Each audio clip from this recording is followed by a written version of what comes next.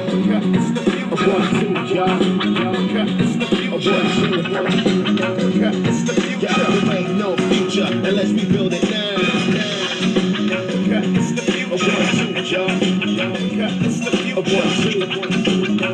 It's the future. There ain't no future unless we build it now. The future. United States, Africa, we salute ya. A new state of mind, I introduce ya. Close your eyes and visualize the rise of a new paradigm. Solar powered skyscrapers. Welcome to the Africa Must Unite podcast, a podcast dedicated to inspiring African people worldwide to rise up, organize, and struggle for Pan-Africanism, a unified, liberated, socialist Africa, the only permanent solution to the exploitation and oppression of African people, no matter where they happen to be born or happen to live in the world. Now please, welcome the hosts of Africa Must Unite. Africa's future is now, so get ready.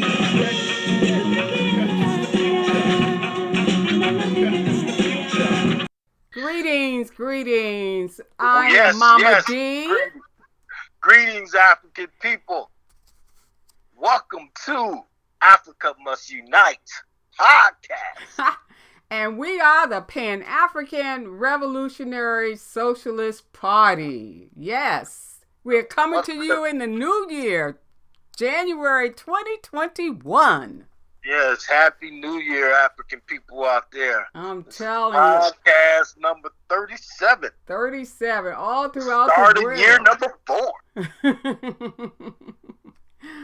Oh, we are just delighted to be here and to start off another year. 2021 is so many things going on affecting our people all over the world, but we're going to get to that. We first, as always, want to start off by dealing with the calendar dates, the important dates in January 2021. We're reading it now. On the 1st of January, Cuban revolutionaries led by Castro and Che Guevara overthrow Batista in 1959. Also on the 1st of January, we have to always remember this is when Haiti declares its independence in 1804. On the 3rd of January, C.L.R. James, African historian, author born in Trinidad in 1901. And on the 5th of January, 12,000 South African workers, Azanian workers, staged strike at gold mine in 1975.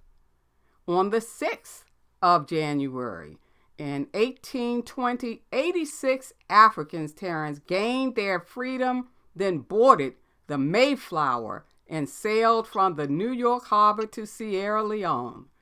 They said they were going home, right? On the 8th of January, Noble Drew Ali was born in 1886. You know, he had a positive relationship with Marcus Garvey. Yeah. Also, African National Congress of Azania, South Africa, founded in 1912. On this day, the 8th of January, also the Convention People's Party, CPP, led by Osajifo, Dr. Kwame Nkrumah, launched its Positive Action Campaign in 1950. Also on this date, there's a lot of things on this date. Yeah. Roy Ennis, yes. Roy Ennis, Congress of Racial Equality, CORE, died in 2018. On the 9th of January, Ahmed Sékou Touré, first president of Guinea, is born in 1922. And you know, we were just talking about him, Terrence, because we were talking about how much we like what he stated in his classic work, Africa on the Move. He said, you know, there's only two ways you can go: the capitalistic way or the non-capitalistic way. And he said he got a little questions about why he says non-capitalistic instead of socialist. And he said, well, mankind, humankind, people, our people are not going to stop evolving and developing their land and themselves with socialism. You can keep going. We don't know how far we're going to develop as a people, how far we're going to develop our land. We know the wealth and all will be used for the people, but he said, I'll just use the term non-capitalistic way. Yes. Oh, man. And on the 10th of January, Amy Ashwood Garvey, co-organizer, co-founder of the Universal Negro Improvement Association, is born in 1897. On the 15th, Dr. Martin Luther King Jr., African freedom fighter, born in 1929. And, I just want to say a word about him because, when they celebrate him, especially in the U.S., they celebrate him by quoting his I Have a Dream speech, going to the mountaintop and all of that. But you can't stop a person's growth early in their political career. You go all the way and look at how they developed, how they matured politically, ideologically. And when you look at King just before he's assassinated, he's saying something about capitalism. In a speech to Southern Christian Leadership Conference in Atlanta, Georgia on August 16th, 1967, he said, quote, "And one day we must ask the question, why are there 40 million poor people in America? And when you begin to ask that question, you are raising questions about the economic system, about a broader distribution of wealth. When you ask that question, you begin to question the capitalistic economy." Isn't that something, Terrence? Oh, yeah. Martin Luther King, he had some very strong anti-capitalist quotes toward the end. That's right. I cannot add this one. He said, quote, "Again, we have deluded ourselves into believing the myth that capitalism grew and prospered off the Protestant ethic of hard work and sacrifice. The fact is that capitalism was built on the exploitation and suffering of black slaves and continues to thrive on the exploitation of the poor, both black and white, both here and abroad," end quote. Oh, So, man. they King is often taught. I tell kids at school, you hear about him from 55 to 65 to the I Have a Dream speech, but that post-dream speech you don't hear much of, and that's when he began to evolve his philosophy. I know. Very anti-war. Yeah. Redistribution of the wealth. Redistribute, and we're going to go to Washington and get our Get check. that check. Remember? Yes. You can't stop a person's life where you want to stop it. You got to go all the way. If you stop my life when I'm 25 years old, I said some pretty backwards things. You know what I mean? You got to take me all the way to the end and then analyze and assess and evaluate me. You know what I mean? So some people think this is why he was assassinated. He began to target capitalism. Oh, yes. On the 15th, other than King's birthday, we celebrate Gamal A. Nasser, first president of Egypt, born in 1918. And we have somebody else coming up on the 17th. Look at Patrice Lumumba on this date is another person who was threatening to the neo-colonial, colonial at that time forces. Patrice Lumumba murdered by CIA-backed Congolese forces in 1961. Also, on the 20th, we have Amilcar Cabral, leader of the African Party for the Independence of Guinea and the Cape Verde Islands, PAIGC, killed by Portuguese fascists in Conakry in 1973. A great contributor to our people. On the 22nd of January, Nat Turner, slave revolt leader in Virginia, born in 1800, And on this same date, Sally Mugabe, freedom fighter in Zimbabwe, died in 1992. On the 23rd, African Party for the Independence of Guinea and the Cape Verde Islands, PAIGC, launched armed struggle against Portuguese imperialism in 1963. On the 24th of January, Martin R. Delaney, doctor and Pan-Africanist, died in 1885. On the 26th, historian and scholar Ivan van Sertima was born in Guyana in 1935. You remember his classic work, They Came Before Columbus. Columbus, yeah.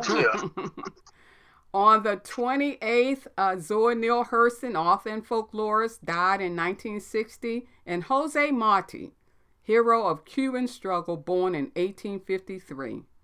On the 29th of January, African students in Morocco protest the Shah of Iran's visit in 1976.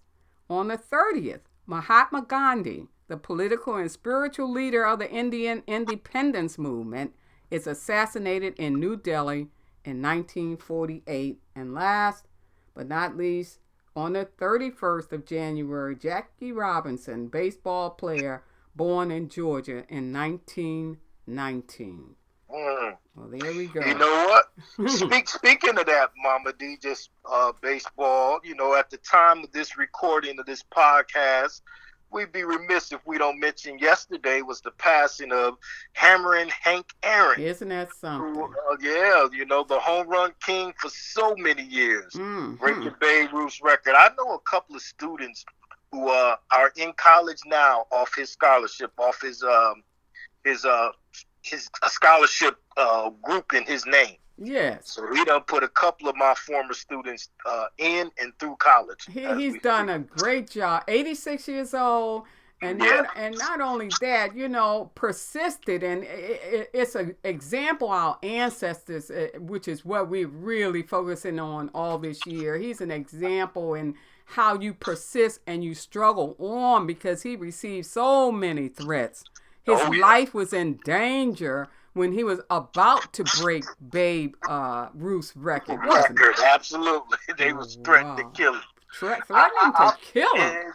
And just real quick, I've been reading how, they didn't want him to be in Milwaukee.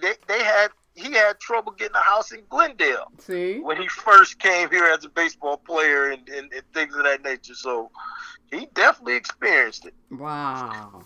But you're right, Mama D. That definitely leads us into this year's theme. So for all of you out there, our podcast, Africa Must Unite, 2021 will focus on the words. We call it Heed the Words of the Warriors.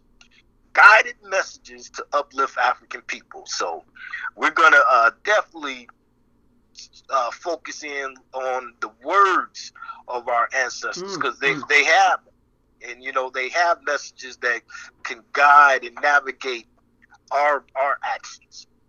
Yes, indeed. And keep us strong, and keep us moving forward, because sometimes you get lonely. You be thinking, you wish it was more people who, were out here and thinking like you, or thinking about Africa and how our liberation, and, it's like birds of a feather. You need a flock of people, and sometimes you get lonely. So these words of from the warriors are really uplifting. Oh, yeah. So let me just read this to you all. 2020 was a horrendous year for all African people and people of African descent, those at home and those abroad. With the continued exploitation and oppression of our people worldwide, here comes the coronavirus, COVID-19. In large numbers, it takes the lives of the most vulnerable, us, African people and other people of color. Our people are experiencing battle fatigue. So the Pan-African Revolutionary Socialist Party, PRSP, wanted to present some guided messages, inspirational and wise words from our warriors, those activists who have struggled and those who are continuing to struggle against capitalism and all of its manifestations in order to create a world free from exploitation and oppression. If we heed the words of these warriors, both female and male, we can be sustained, inspired, and uplifted. We can continue our struggle for a just world, concerned about all of the people, not just the 1% of the people. We can continue to politically educate, mobilize, and organize to ready ourselves for the inevitable African revolution, the struggle for Pan-Africanism, the only permanent solution for the exploitation and oppression of all Africans worldwide, no matter where they happen to be born or live in the world. Oh man. And we say ready for the revolution. Forward ever, backward never. You know, we just need that. You know, like you said at the beginning, it's been a horrendous time. We still going through so much struggle at home and in the diaspora, and we just say, you know, the liberation and unification and the building of socialism on our homeland is the answer. And that's why we wanted to say a few words about that today and what we thought we wanted to do or should do, because this is the thing that is our drive, our goal, our objective. And we get sometimes, Terrence, as you know, when we do programs and things of that nature, or just meet people individually and talk to them or hand out propaganda and all of that, we get frequently asked questions. And, you know, questions about why Pan-Africanism. And so we thought today that we would concentrate on answering 5 other ones that we get all the time.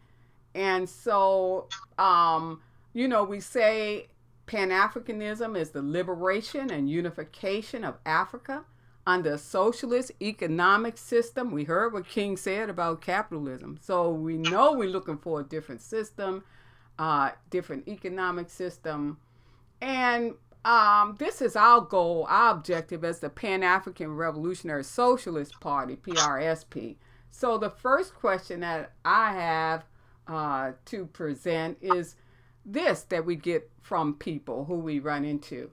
How can the quest for unified Africa help me as a person of African descent living in Kingston, Jamaica, Rio de Janeiro, Brazil, London, England, or in Milwaukee, Wisconsin in the U.S.? Why is this quest important to me? And we always answer like this. A liberated, unified, socialist Africa is the only way any African living anywhere in the world can permanently be free of exploitation and oppression. And of course, the wealth of Africa belongs to all Africans, all people of African descent, no matter where they happen to be born or to live in the world, and all will be used for the education, health, and general welfare of all Africans. And, you know, Malcolm X stated, quote, just because a cat has kittens in an oven, that doesn't make them biscuits. Queen Mother Moore stated, well, if an African has offspring in America, what are they? They're still Africans. We're nothing more than overseas Africans. She put that in all caps. End quote. So we say our land-based Africa, used for the health and welfare of all African people, is the only guarantee of our liberation. Absolutely. Absolutely. Another question we get, Mama D, is why talk about Pan-Africanism, a long-range goal, when our people are struggling right now, you know, with the shelter, the food, the education, the living wage jobs. You know, those are current problems, ongoing current problems that people, like, I can't focus on Pan-Africanism when I'm getting kicked out and I have to pay my rent and etc. Yeah. Well, we say this. We say we want a permanent solution, not a temporary one. And a $1,400 stimulus check, a $2,000 stimulus check, or a $600 stimulus check is not an answer. That's a temporary one, and not a very good temporary one, to be honest. We appreciate the organizations that are struggling to solve current problems for our people. Those who are part of the Black Lives Matter movement and otherwise. Right. We need these organizations. We understand that. However, our focus, PRSP, our focus is on a permanent liberation that can only come about through Pan-Africanism. So we have this equation. We say land equals wealth, wealth equals power, power equals respect, respect equals liberation. So so we have to tie a permanent solution to the land base, and Africa is the richest land base on the face of the earth. So that's a beautiful, beautiful statement, Terrence, and it shows because we didn't always recognize the work that people doing for our people right now, but we need to stop and recognize that. We know that's important. We know people got to eat now, and people getting evicted out of their homes, and all this craziness, long lines for getting just food for their children, and children can't even go into schools. They got to try to learn virtually, if they got a computer. And people, we know our children at home don't even have the kind of computer or technology that we have. So we really appreciate those organizations out there. But we need both. We need organizations helping our people now, but we also need organizations like ours struggling so generation after generation will not be faced with the same inequalities, inequities, and racism and all the rest of the exploitation and oppression. And we can exist simultaneously. It's not that it's an either or decision for the people. You could rally for rent cancellation, rent and debt cancellation, and at the same time struggle for Pan-Africanism. This is not an either or decision. No, it's not. And justice from the police. You know what I mean? Absolutely. But we know, it's not the man, it's the plan. It's the economic plan that's shaping those people who go into the police force. That's our position, So you got to get at the root of the tree, not these limbs and branches that are hanging off the tree, Right. And that's our position, And quickly, just thinking about the Capitol building, the mob that was at the Capitol building. As more information comes out, we're learning that was majority military, former military people, majority cops around the law enforcement. So these weren't your quote unquote hillbilly Southern Europeans that these were people who are organized, who are in the system per se. That's why this whole system of policing won't end or change with reform. You can't reform these ideologies that some people have that's part of this. So we have to look at a long-term solution. Right, because the institutions are shaped by the economic system. So whether you talk about so-called justice, we always call it the injustice system. Whatever you're dealing with, politics or education and all of that, it's shaped by the economic system. So, and we were talking about the storming of the U.S. Capitol here, and we know, it's corruption at home and abroad, in terms of how we have to try to reach those who are in the military and other things too, and other institutions as well. And another question we always get, Terrence, is, well, why socialism? Why not just a unified Africa controlled by African people? And we always quote the great Samoa Michelle. Struggled so much, you know. He went to school to be a nurse and came out. He said, you know, you had two options: a nurse or a reverend, a preacher. So he figured he could use his nursing skills to help his people, but struggled all the way till he was killed. You know. So he in establishing people's power to serve the masses, he says, we don't want to Africanize exploitation and oppression. We don't want to change the face of our exploiters and oppressors. And that's true. We don't want exploitation and oppression, period. It's not that we just want black people in power. We want equitable, justice, fair, free education, living wage, all the kinds of things we need as a people so that we can survive and move forward and develop ourselves. And that's only going to come with a different kind of economic system, not just with a different kind of face. You're right. So we say we want the wealth of our homeland to go to all Africans, not just 1% of Africans. Only an economic system in which the people own and control, an economic system like socialism, will ensure that Africa's wealth benefits all of her people, no matter where they live in the world, no matter where they were born in the world. You're right. That's why if tomorrow, if we just replaced everybody in leadership positions and with African faces and kept this same capitalist system, you would have the same problems we have today. Yeah. Oh, yeah. We would have the same problems with different faces in power. That's so, all. You know, you have to change the economic system. And Samoa Michelle nailed that quote right there. Wow. Another question we receive a lot too, Mama D, is how can over 50 states / countries in Africa unite? You know, is this a utopian dream? No, it's not. We say our people are dying. We are in a life and death struggle, the struggle for survival. And as Dr. Kwame Nkrumah wrote, the forces that unite us are intrinsic and greater than the superimposed influences that keep us apart, end quote. We have the same history, the contribution of humankind, the enslavement and colonialization of our people.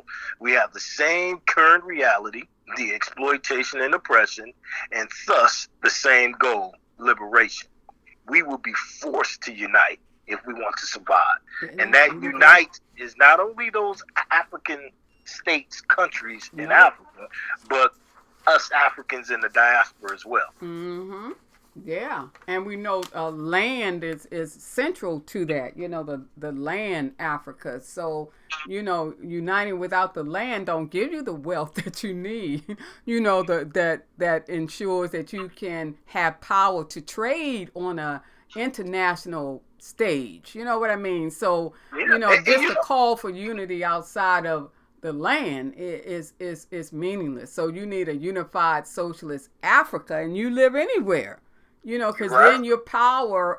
We always use the example of the Chinese people. You know, you don't have to be born in China to reap the benefits. You know, your whole image even of yourself will change when your land base rises, unites. You know, and becomes socialist, and its wealth used for all people of African descent. Right.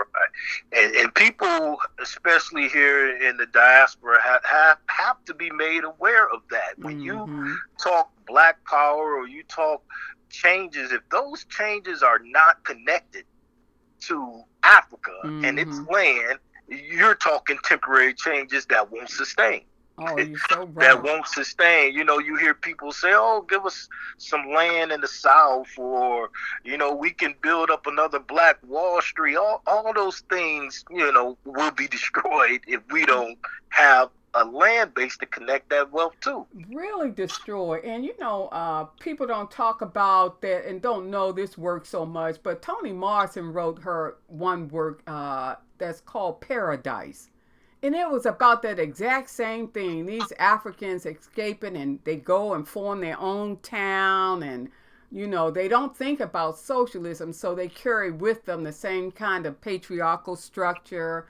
And not only that, they're completely vulnerable. You know what I mean? They're only, what are we, 13.5% in the U.S.? So she was dealing with all those questions of how you're still vulnerable and weak, you know, as this small group of people trying to carve out a little space, you know, inside of a particular place. We need our land base. We need Africa. Simple and plain. And the last question we get a lot, question 5, which is a beautiful question. What can I do to bring Pan-Africanism into existence? So, you know, sometimes, Terrence, we get that question after, you know, people understand what you just said. All those first 4 questions, okay, I understand. Now, what can I do to help bring Pan-Africanism into existence? And, you know, we say the first thing, first and foremost, is to join a revolutionary Pan-African socialist organization to help politically educate our people and thus to help us to unify around this goal of Pan-Africanism.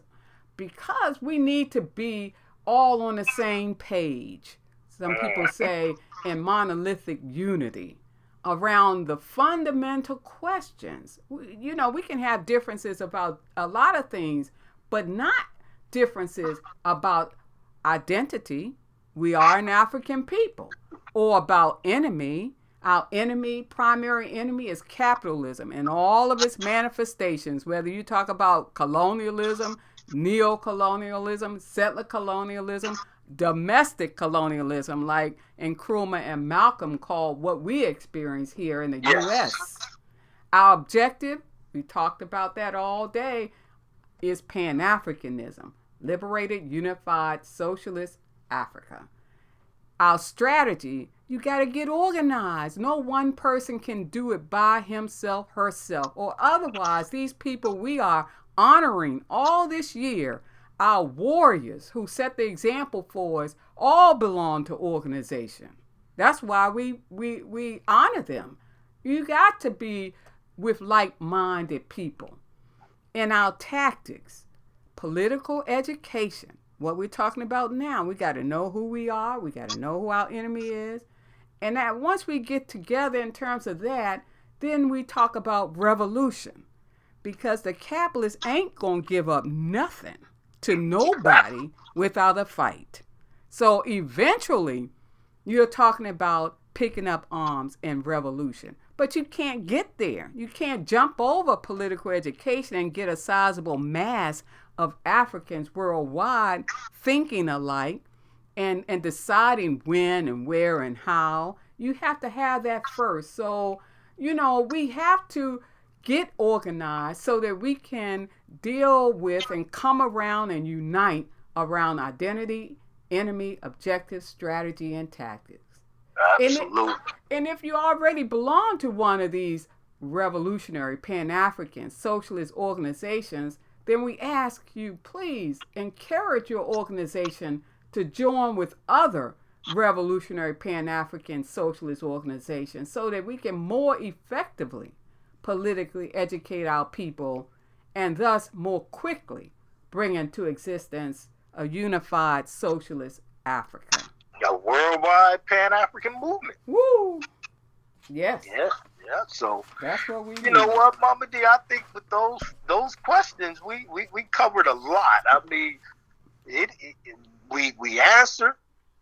I believe people will get it and the conditions. You know, one of the quotes Marcus Garvey said, you know, if everything else fails, the conditions will organize the people. Oh yeah. And that's what you saw in 2020. So as horrendous of a year it was, those conditions brought into light. It brought consciousness into people and understanding that, you know, this system is flawed. It's bad. Yeah. And we need something different. So we just need to continue that spark in the masses and make them move.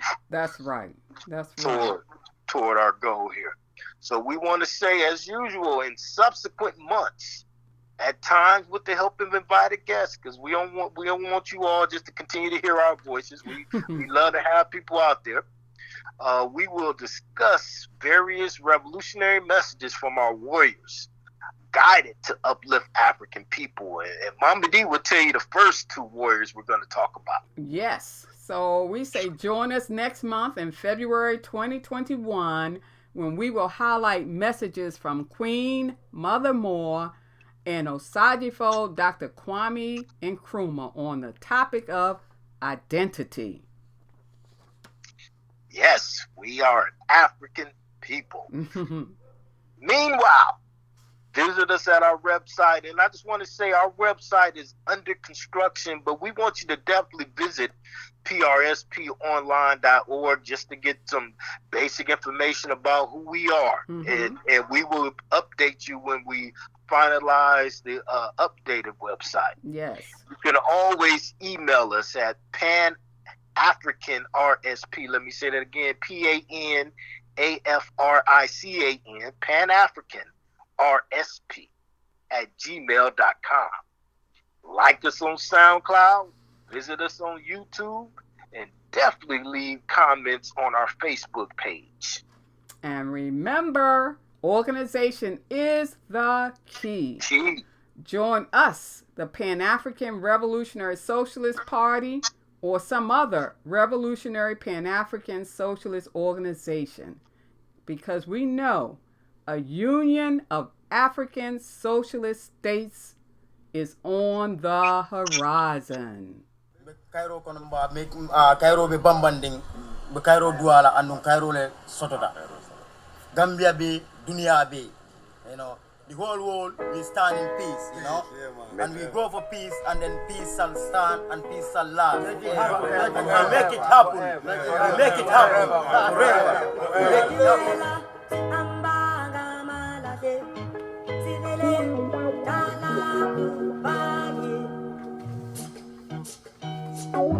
As I sit back and think of the people suffering overseas, it burns my eyes to see what people do for greed and how ignorant we actually are. If it doesn't affect us directly, then we don't give a fuck. So think about that, love. When you look upon your diamond rings, children in Africa are dying and some are losing limbs. I've heard people say diamonds are a girl's best friend, but Mother Africa says them bitches are just pretend. Indigenous tribes are being killed off in time, while this Western world is raping Africa blind. It's hard to find peace when you're raging inside, especially when you see your own people be brutalized. So take a look at the Egyptian statues. Why you think their noses are broke? Black people, that's you. Knowledge is power, and nothing on this earth is coincidental. But they don't ever want us realizing our potential.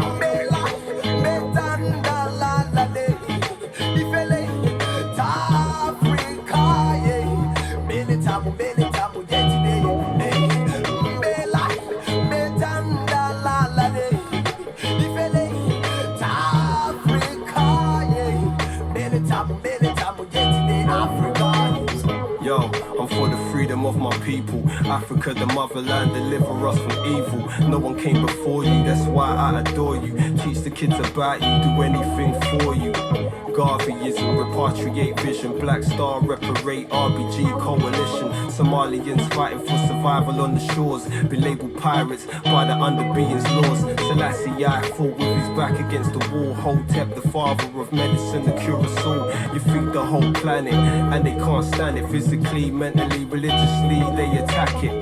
The Congo is always under warfare for material gain. The pain we feel is unfair. Wipe your tears, it's time to use your brain as spares. No fair, no gain if the pain ain't there.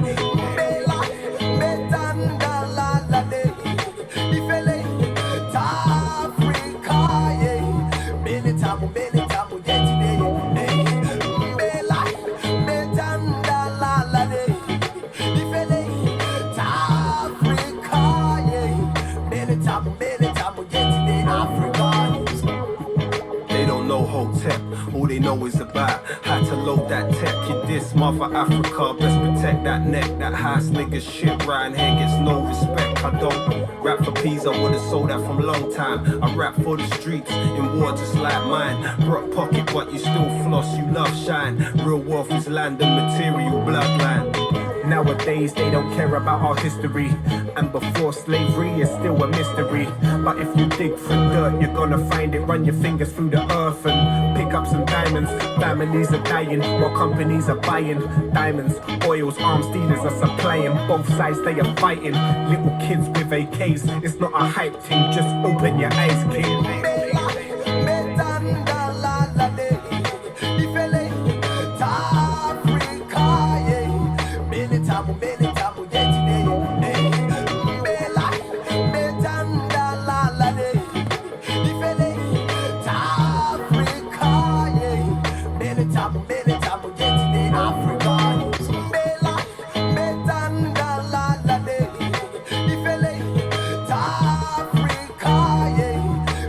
Africa, yeah.